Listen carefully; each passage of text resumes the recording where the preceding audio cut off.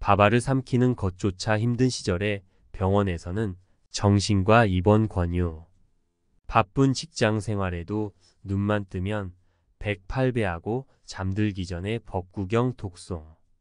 자비 명상 통해 분노 원인 안 뒤 악연이 수행 이끈 선현임을 깨달아. 그때도 지금처럼 봄이었다. 나는 수액이 빠져나간 나무처럼 야위어 갔다.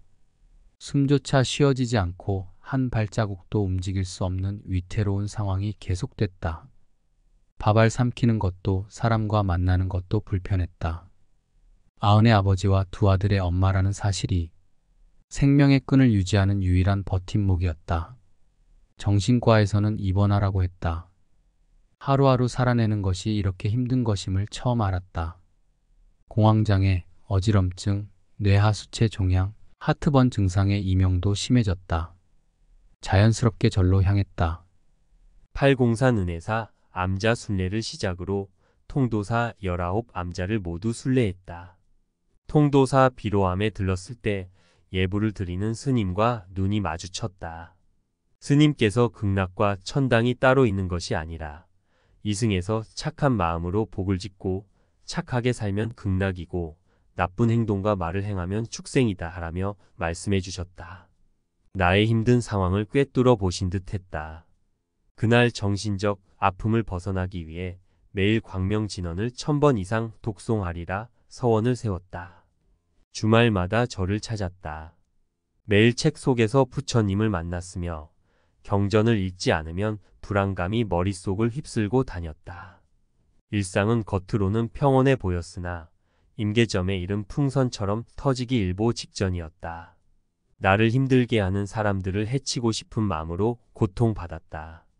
나 자신을 향한 좋지 못한 생각이 끊이질 않았다. 언제 떨어질지 모르는 벼랑 끝에 내 삶이 위태롭게 서서 살려달라 애원하고 있었다. 마음의 병은 점점 깊어지고 있었다. 잠자리에 들면 악몽으로 잠을 설쳤다.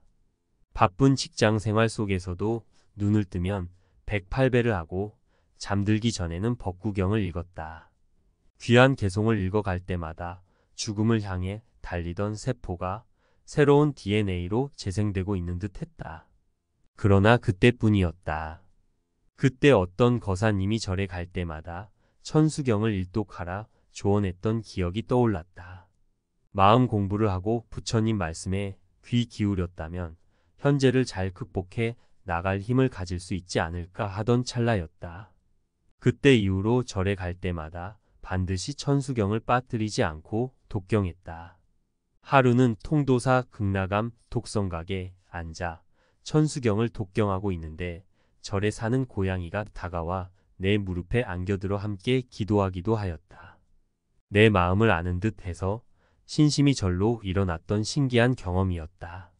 하루에도 수백 번 과거의 나쁜 기억으로 되돌아가는 마음을 거둬들여 결코 두 번째 화살을 맞지 않으려 노력했다. 그러자 서서히 내게도 변화가 찾아왔다. 우연히 도서관에서 빌려온 전현수 박사의 생각사용 설명서와 마음치료 이야기라는 책을 읽으며 내 마음을 다시 바라보기 시작했다. 이 책들은 부처님의 말씀을 기초로 한 것이었다. 강목 스님의 초기 불교 입문을 비롯한 초기 불교에 관한 책도 찾아 읽기 시작했다. 부처님 가르침에 길이 있다라는 확신과 함께 불교는 실천하는 종교라는 사실을 인정하고 받아들이게 되니 절로 감사한 마음이 일었다. 초기 불교를 접하면서 자연스럽게 명상 쪽으로 마음의 물길이 흘렀다. 절에 다니는 주변 사람들에게 명상에 대해 알고 있는지 어떻게 접근할 수 있는지 물어보았지만 누구도 시원하게 답을 주는 이가 없었다. 그래서 명상과 관련된 책을 찾아보던 중 전현수 박사의 사마타와 윗바사나를 읽었다. 명상을 처음 접하는 나에겐 어려웠다. 그리고 존 카바진의 왜 마음챙김 명상인가와 온 정신의 회복이라는 책을 손에 닿는 대로 찾아 읽었다. 바로 이해되지는 않았지만 반복하여 읽었고 요즘도 그 책들을 다시 보고 있다. 공부하는 만큼 경험하는 만큼 보인다고 할까? 특히 우조티카 사야도는 여름에 내린 눈에서 명상에 대해 다음과 같이 가르치고 있었다. 마음을 내 마음이라 여기지 말고 그저 마음이라고 보십시오. 건전한 마음이든 불건전한 마음이든 무아로 보십시오. 마음은 일어날 만한 충분한 조건이 있었기 때문에 일어난 것이지 스스로 일어난 것이 아니라는 것을 보십시오. 그것은 실제하는 것도 아니고 나의 것도 아닙니다. 이러한 책들은 명상법을 알게 해주었고 명상이 현실적 문제를 해결해 줄 수 있는 열쇠라는 생각이 들게 해주었다. 그러나 명상을 시작하려는 내겐 큰 산과 마주한 답답함도 함께 일어났다. 부처님의 가르침을 배우고 좋은 책을 읽으면서도 번뇌는 쉽게 사라지지 않아 고통스러웠다. 그래서 명상을 배워야겠다는 의지는 더욱 강해졌다. 2023년 5월 한국불교심리치료학회 학술 세미나에 참석하였다. 불교와 현대과학에서의 자비자애와 연민이라는 주제로 2600년의 불교 전통에서 자비는 어떤 의미가 있고 어떻게 실천해 왔는가, 심리학과 정신의학을 중심으로 현대과학에서는 어떤 프로그램이 개발되어 어떻게 연구되고 있는가에 대해 공부할 기회가 있었다. 이제껏 살아오며 내가 알고 있었던 자비의 의미와는 달리 세미나 참석 후 자비의 참된 의미를 다시 알게 되었다. 부처님의 가르침이 상좌부와 대승, 선 등 다양하게 변화되고 달리 불려도 부처님의 가르침은 하나라는 사실을 배웠다. 자애와 연민 명상 수행이 가져다주는 이익과 효과에 많은 연구가 진행되고 있으며 실제 삶에서 적용되고 있음을 알 수 있었다. 명상 수행으로 한 걸음씩 가까이 다가갈 인연들이 만들어지기 시작했다. 매년 4월 초 파일이나 가끔 마음의 안정이 필요할 때 절에 가는 것이 전부이던 나에게 서서히 변화가 일어났다. 인생의 나락 끝에서 만난 부처님의 큰 가르침을 배울 기회가 많아졌다. 매달 21세기 불교 포럼에 참석하여 초기 불교를 접하며 사성제와 팔정도를 비롯한 부처님의 가르침과 실천의 중요성을 배웠다. 환희심이 일어나 눈물이 났다. 그리고 통도사, 포교당인 지엄선실에 가서 가르침을 배우다와 빨리어 강좌를 배우면서 명상을 직접 만날 수 있었다.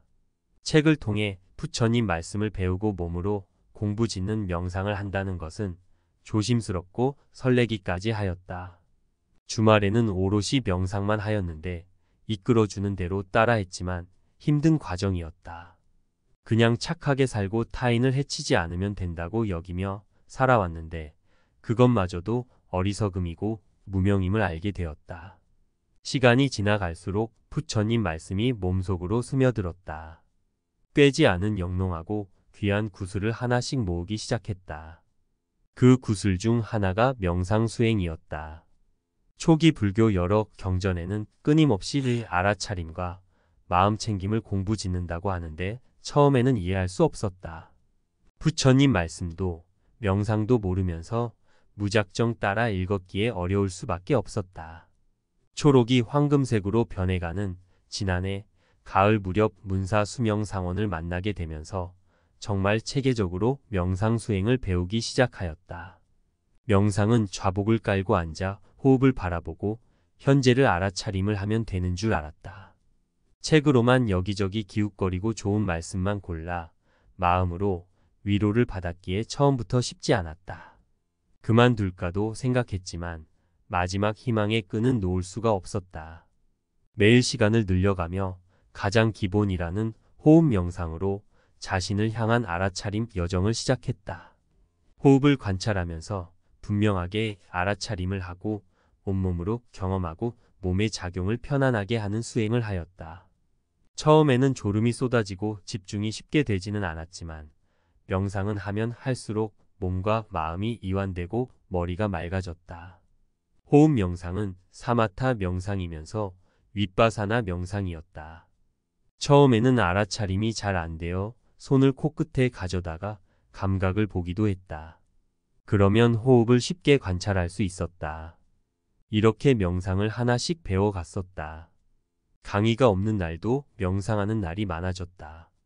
명상을 배우고 익히면서 연민 명상으로 내게 고통을 준 이에게 용서의 마음을 보내고 나로 인해 고통받았을 사람을 향해 용서를 비는 마음을 내었다.